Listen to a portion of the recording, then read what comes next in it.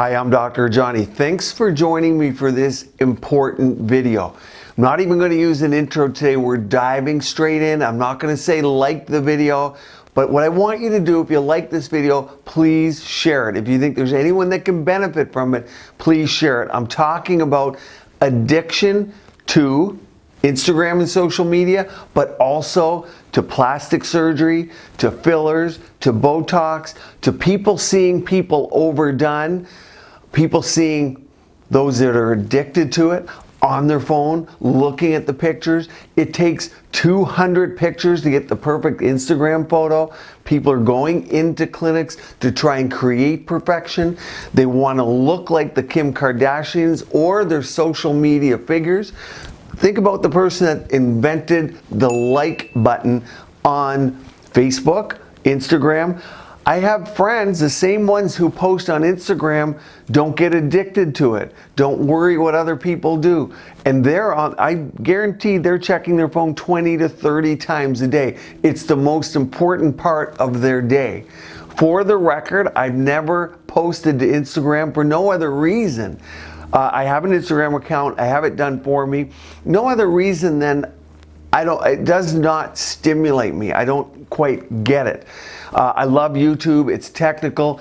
But what I hear a lot are people blaming those plastic surgeons, those clinics that are just taking young people, treating young people. I hear all the time on this channel, how come you don't treat old people? How come older people aren't in your videos? And I made a playlist for mature skin just for that. I heard it so much.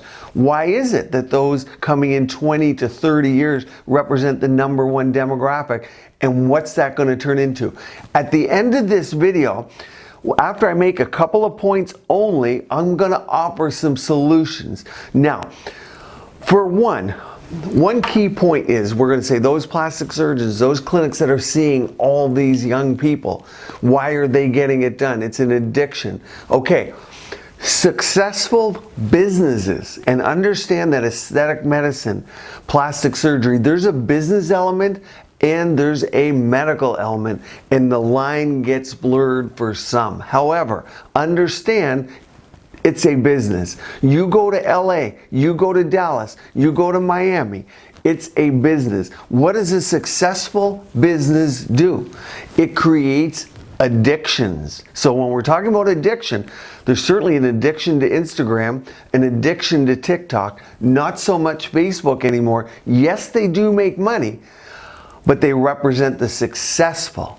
And remember, the algorithm, the AI, artificial intelligence algorithm, is built so that the beautiful people get more likes, get put to the top. This is easy stuff.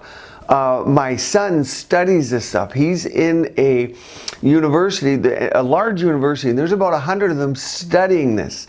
He says, "Dad, I want to take a course at MIT. Do you have money?" I said, "Yeah, I'm going to give you money, but you send me back useful information. I don't want a little hear a whole hum of this or that. You come back to me with some useful information that I use in real life. I'm going to pay for you to go to school. If not, no, you're going to pay for it."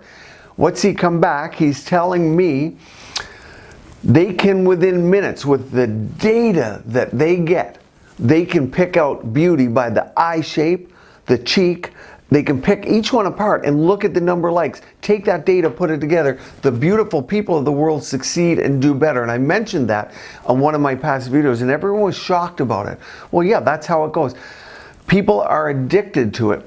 I was in Hawaii several months ago on the beach. There was a gal, maybe 10 years younger than me, and her daughter, I'm going to say 12, 13. And I'm sitting there having my coffee, 9:30 in the morning, and they were taking pictures, must be for Instagram, getting from the 12-year-old to the 40-year-old, taking the perfect picture. As I sat there and had my coffee, I'm looking, that's my industry, that's what we're doing. And they're taking well over a half-hour photo shoot, probably to get one picture. What does that mean for us? Are we creating addiction, and what do we do about it?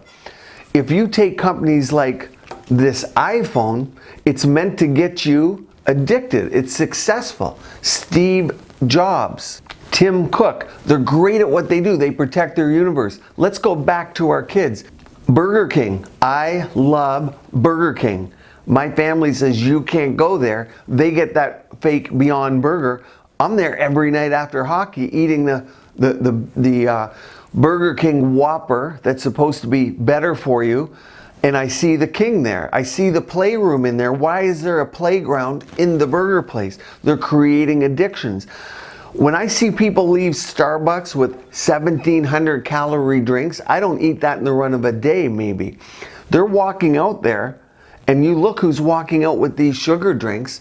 Starbucks, everyone loves Starbucks. They're creating addiction. Nike, sports. I want you to think of all those things. It's very quick to point the finger, the plastic surgeons, the aesthetic clinics, the filler companies. We looked and dissected through an Allergan commercial a couple weeks ago, quite a popular video. People had a lot of comments on it. What did they think? And the age group there was targeting, everyone said it, under 35. Of course they want addiction. They're going to sell more fillers. Do we blame them? What do? I said you're going to get solutions. Let me give you 3 solutions. The first one is control yourself. If you can't control yourself, how is anyone around you going to be controlled? And the more that you propagate these for yourself, the more you're showing off to the world what's important and what you do, and the less you're focusing on yourself. I think it's upon us to take ourselves off of it, to challenge ourselves. One of my friends, I'm coming off it for 7 days. It wasn't 7 minutes, 7 hours. They're right back on Instagram. They can't help it. They're addicted. And they don't know that they are. Yes, it's business, but every other picture is of themselves. And so, first thing is control ourselves. The second thing is control the family. And if we have children or an influence over children, get out of the house. No one leaves the house. My kid was getting a little, at 10, 11, getting a little belly. That isn't happening. We're getting out of the house.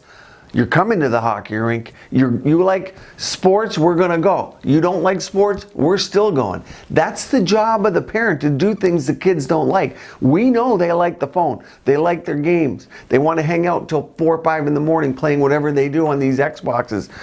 It's the job of anyone with influence over other people, not only to model it, but to talk to them. And those you have those that you control, like your kids, and you should control them, it's our job to get them out of the house and get them doing things that are healthy and getting them off of the addictive parts of life. And aesthetics, if we believe that it's being created in part by social media and AI, that's part of our job to get them off. The companies aren't going to stop making iPhones, Instagram, or TikTok. And you could see when Trump went to regulate TikTok, not much that I saw ever came out of it because of likely big business and people in bed with other people. But it was the right idea.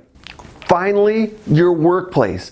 And what I would submit, if you're sitting there and you're trying to make an influence at your workplace, if it's a med spa, great, that's my realm. If it's the aesthetic industry, that's my realm. It's up to me to have those conversations with people and talk and be real about it. And if you're in another business, or you're trying to get people off of social media or into climate change, and you can't make it addictive, I would submit that you're failing and the other people are winning. And why is that? What group of people is succeeding and why is the other group failing? So making your message addictive in some way, or sought after, if we don't want to use the word addictive, is key and important.